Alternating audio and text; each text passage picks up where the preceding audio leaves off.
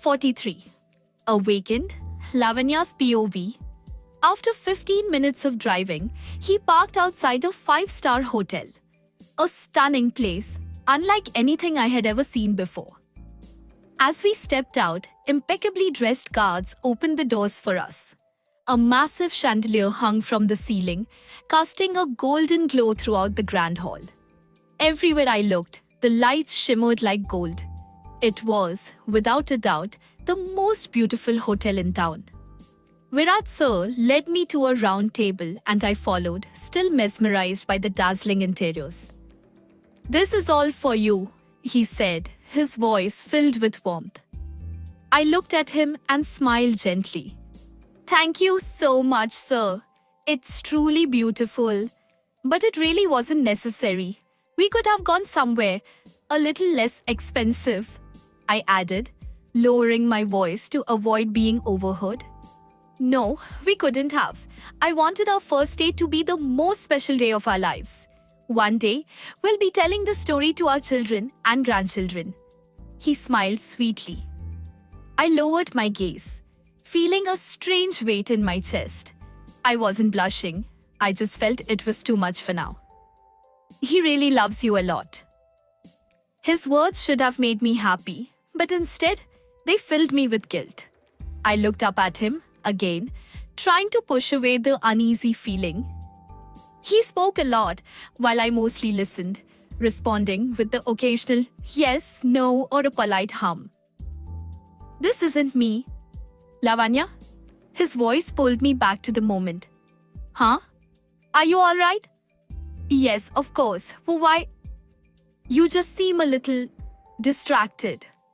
No, I was just thinking about something." I forced a smile and he nodded, seeming reassured. "Why does this feel so awkward?" We ordered our food and started eating. "This food is really good, huh?" he said with a grin. I hummed in response, though my thoughts had drifted elsewhere, to the street food I had shared with Mr. Dawson the other day. Father, street food is my favorite. After dessert, Virat sir paid the bill. I wanted to contribute, but I hadn't expected such an expensive place and didn't have enough cash with me. "I can repay him later." I leaned slightly forward to glance at the bill, but he quickly hid it from my view. "Don't worry about it. Just enjoy the evening," he said with a playful twitch of his lips. I gave him a polite smile, though something about this didn't sit right with me. After a brief silence, I asked, "Can we go now?" No, wait," he blurted out, making me blink in surprise. "What happened?" He cleared his throat. "You know how much I love you, right?" His voice held a hopeful edge. "Yes, I see it every day." I nodded slowly, though I wasn't unsure about his feelings. I was unsure about my own. "The thing is," he glanced down at the table, his fingers fidgeting slightly. "I've dreamed of this moment 1,000 times since the first day I saw you in college. But I never had the courage to say it." He paused, taking a breath. "But now, you're here. I'm here, and this is the moment I've been waiting for." I felt my pulse quicken. What is he about to say? "Virat sir, is everything okay?" I asked, feeling nervous at his sudden change in demeanor. This will be the best day of my life if you say yes." I stared at him, confused. "Yes? Yes to what?" "Lavanya."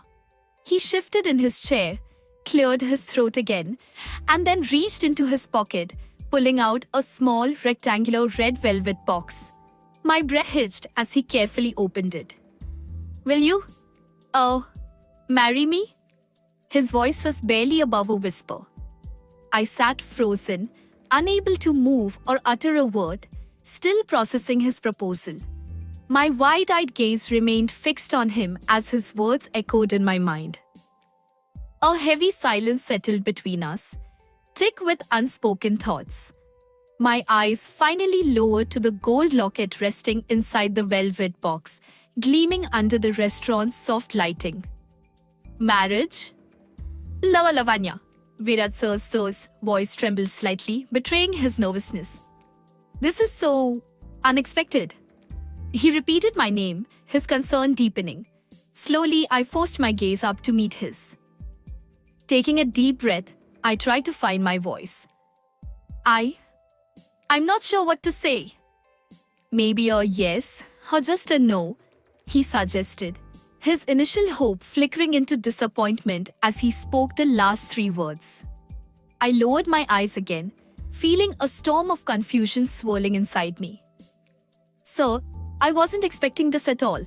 I hesitated, struggling to put my thoughts into words.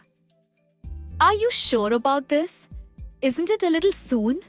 I asked, hoping he would understand the hesitance in my voice. Please, understand, sir. For me, it's not, he replied without hesitation. Honestly, I've been waiting for this moment forever. I just asked you a question, Lavanya. Now it's up to you. Do you want this or not? He leaned forward slightly, his fingers gently stroking the back of my hand. I glanced down at my hand beneath his touch. Something about it didn't feel right. What do I do now? What should I say? Why is this so difficult for you? My conscience pushed. You already told him you want this relationship to work, didn't you? Then why are you hesitating now? Stop confusing yourself. I squeezed my eyes shut, trying to clear my thoughts. But the moment I did, an image flashed in my mind. Mr. Dawson's signature smirk. I snapped my eyes open instantly, my heart pounding. No, I can't keep doing this. I need to stop thinking about him. I exhaled, steadying myself. After a brief pause, I finally spoke. Okay? My voice was barely above a whisper as I slowly nodded. I will marry you. A moment of silence stretched between us before his face lit up in sheer joy. Really? He asked, needing confirmation. I nodded again, forcing a weak smile. Oh my God, Lavanya, you've made my day. No, you've made my life.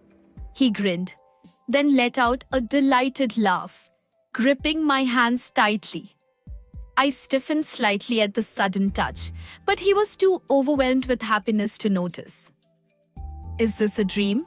He mused, almost to himself. Are we really getting married? His chuckle was filled with wonder. You're going to be my wife, Mrs. Oberoi. His eyes gleamed, now glossy with emotion. After leaving the hotel, he drove me home. As we sat parked near my apartment building, he turned to me, his excitement still evident. Lavanya, please talk to your parents about this. I'll speak to mine, he said, his voice brimming with enthusiasm. They'll be overjoyed. They've been waiting for me to get married. He chuckled before looking at me with soft intensity. This is all because of you, Lavanya. Thank you so much. I pressed my lips together in a tight, forced smile, keeping my conflicted thoughts to myself. How am I going to talk to my parents about this? I mulled over the question as I climbed the stairs to my apartment. As soon as I opened the door, Daddy's eager voice greeted me. How was it? His eyes twinkled with curiosity. Let her come in first, Lalit, Mama scolded lightly. Without saying a word, I stepped inside and sank onto the sofa, my mind weighed down by uncertainty. Mama? I looked at her as she sat on the sofa opposite me, watching television. Daddy? My gaze shifted to him, standing behind her, both of them waiting patiently for me to continue. I hesitated, swallowing the lump in my throat before finally speaking. Virat sir said that. Both of them furrowed their brows. He wants to marry me. Their eyes widened and they exchanged a glance. And what did you say? Daddy asked as Mama turned down the volume on the television. I lowered my gaze. I said, "Okay, okay." They repeated in unison, their confusion clear as they looked at me. I mean, I said yes, I clarified, watching as they gaped once again, glancing at each other. After a brief pause, Daddy asked, "Are you sure about this, beta?" "I don't know. I guess so." "What do you mean by that, Lalit?" Mama turned to him before walking over to sit beside me. "Our daughter has finally decided to get married. This is good news." She smiled, stroking my hair. "I'm so happy." Her twinkling, tear-filled eyes made me smile in return. "I think I'm doing the right thing." "Yes, of course, but her happiness is what matters most," Daddy said, glancing at me for reassurance. "I am happy, Daddy," I reassured him, forcing a bright smile. "By the way, I never told you, but I like the boy. He seems like a gentleman," Mama added, ignoring Daddy's lingering doubt. He is," Daddy agreed, though his smile was weak. Still, I felt something heavy inside me. "I'm tired. I think I'll rest for a while," I told them. "Go to bed, beta." Mama kissed my forehead. "Good night, darling," Daddy said warmly. "Good night, Daddy." I wished him back before heading to my room. I had been lying in bed for the past 3 hours, but sleep refused to come. The darkness around me only made it worse. After tossing and turning several times, I finally sat up and took a sip of water. My eyes landed on my purse. Mr. Dawson's apartment key. I reached for the purse on my bedside table and pulled out the key, my fingers brushing over the cool metal. Why did he give this to me? I ran my thumb over the key absent-mindedly, my mind drifting to him. Getting up, I walked to the balcony, gazing at his now dark apartment. The sound of the small fountain in the park below filled the silent night, bringing back memories. The night we had stood just like this, staring at each other. My eyes flickered between the key in my hand and his empty home. Just once, for the last time. No one is watching, so no one will judge. Just this one time. One last time. Resolving myself, I quietly opened my apartment door and slipped outside. The midnight silence gave me courage as I made my way towards his apartment. I walked past the small park where the waterfall shimmered under the soft glow of the lights, then stopped in front of his door. Is anyone outside? I turned my head from left to right, making sure no one was watching me. Letting out a sigh of relief, I slid the key into the lock. The soft click echoed in the quiet night as I turned it. Slowly, I pushed the door open, cast a final glance behind me, then stepped inside and shut the door behind me. The moment I entered, his scent wrapped around me, lingering in every corner of the house. As I switched on the living room lights, the warm glow lifted my spirits, and a small, genuine smile crept onto my lips. Everything was exactly as we had left it that day. My fingers brushed against the TV remote, resting on the tea table, then trailed along the headrest of the couch. His presence was everywhere. You had more than one wedding, didn't you? His deep laughter echoed in my mind, pulling me back to that early morning when he had teased me about my bizarre dream. Back then, it had meant nothing, just a silly, unsettling nightmare. But now it felt like a reflection of my heart's confusion, a message I had failed to understand at the time. I walked towards the kitchen and froze when I turned on the light. For a fleeting moment, I saw myself standing there, leaning against the counter while he stared at me with that intense gaze. I will treasure it like a pearl found in the ocean. I blinked, and the vision disappeared. Why am I seeing all these moments again? They aren't even that significant. Yet, I haven't forgotten a single one. Why? Shaking my head, I turned and climbed the stairs. I opened the door to his bedroom and stepped inside. There he was again. Sprawled on his bed like a starfish, his mischievous grin still playing in my memory. Then come, join me. I shook my head, snapped myself out of it, and looked around. His packed luggage was still there, standing next to the bedside table. My chest tightened as memories of that night flooded back.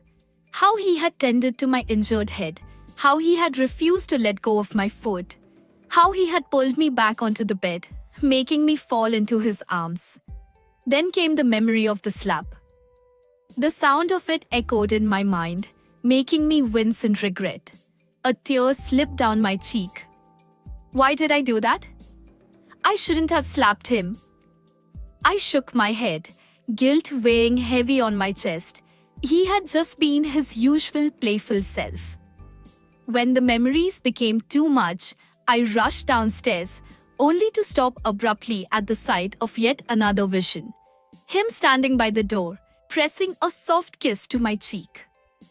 I shut my eyes tightly, trying to block it all out. But they kept coming. Everywhere I went, his memories followed. He was everywhere. He was everywhere in my mind. I wiped my tears, locked his apartment, and ran back to my own. As soon as I entered my room and closed the door, my eyes caught the light flashing on my phone screen. The room was still dark, making the glow more prominent. I walked over to the bedside table, picked up my phone, and saw an incoming call. An unfamiliar number. I checked the time, it was past midnight. An international call? Hello? I answered hesitantly. Hello, miss. A voice greeted me with surprising enthusiasm. I frowned. Who? Then I heard a hushed voice cursing under its breath. What the hell? The mumbling continued for a few moments, making me glance at my phone screen again before putting it back against my ear. No, Jackie, the man on the other end suddenly exclaimed, and I gasped. Jackie? There was another strange noise, followed by a dramatic outburst.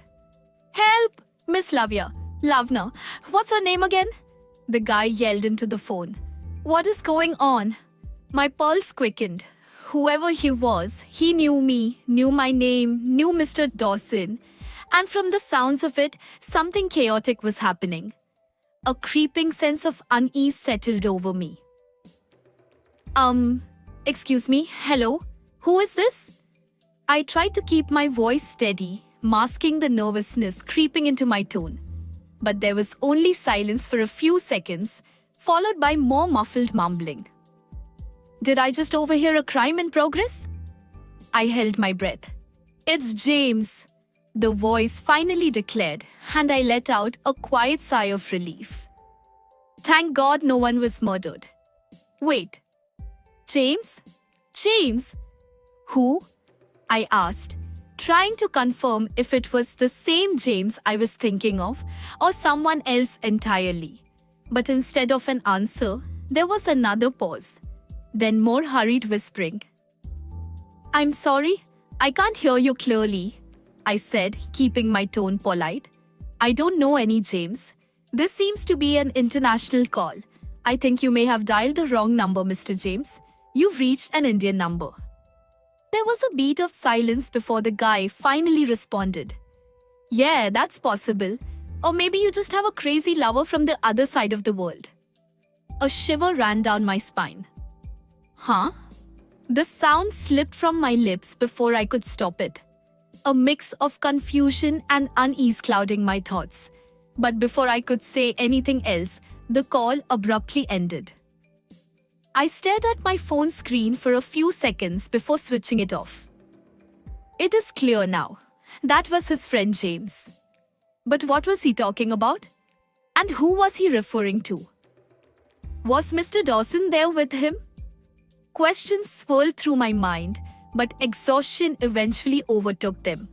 Sighing, I lay back down and finally drifted into sleep. Lavanya. A deep, familiar voice called my name from somewhere far away.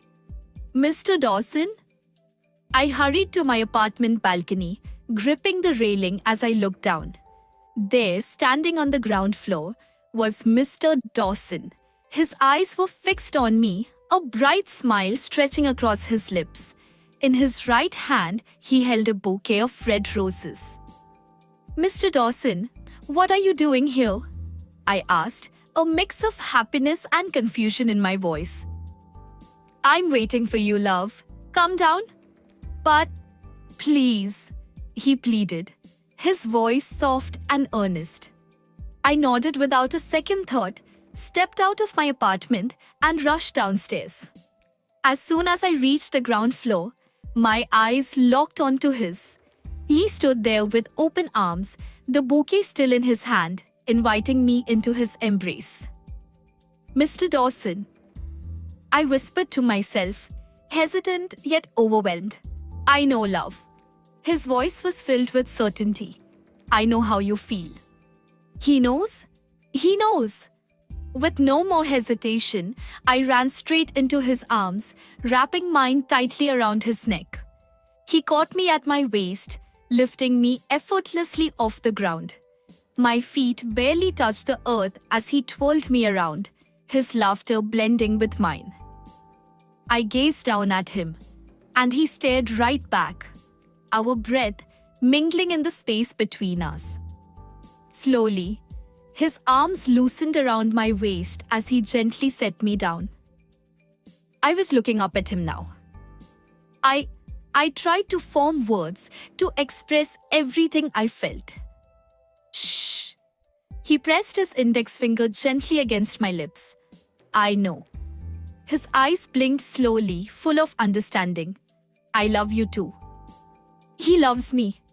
Without another thought, I threw my arms around him, holding him tightly. I love you, sir. I really love you. So much. I finally confessed, my voice breaking as I sobbed into his broad chest. My hands clutched at his shirt collar, desperate to hold on to him. I'm sorry I couldn't say it before. I didn't even realize it myself. My tears soaked into his shirt. Please, don't ever leave me again. It's too hard to breathe without you. I pleaded, looking into his eyes, my own filled with unshed tears. I won't. Ever. I promise. His voice was a whisper, steady and sure. He pressed a soft kiss against my forehead, and I melted into his embrace, feeling whole in his arms. Lavanya. A gentle female voice echoed in the background, breaking the moment. Beta, wake up. A light shake stirred me. Lavanya. The voice grew more urgent. Open your eyes. The sudden jolt startled me awake. Sir, I gasped, my eyes flying open.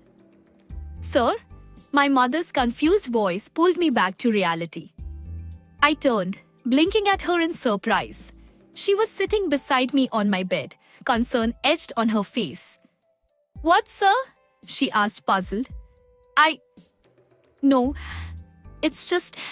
I stammered, my heart still racing from the dream. Then, without warning, she asked, Lavanya, why didn't you tell us? My breath caught. How does she know? Did I say something out loud while I was sleeping? Mama, I tried to find the right words. He's already here, she said, her expression tense. My heart stopped for a moment, then pounded in my chest. What? Mr. Dawson is here? Mr. Dawson!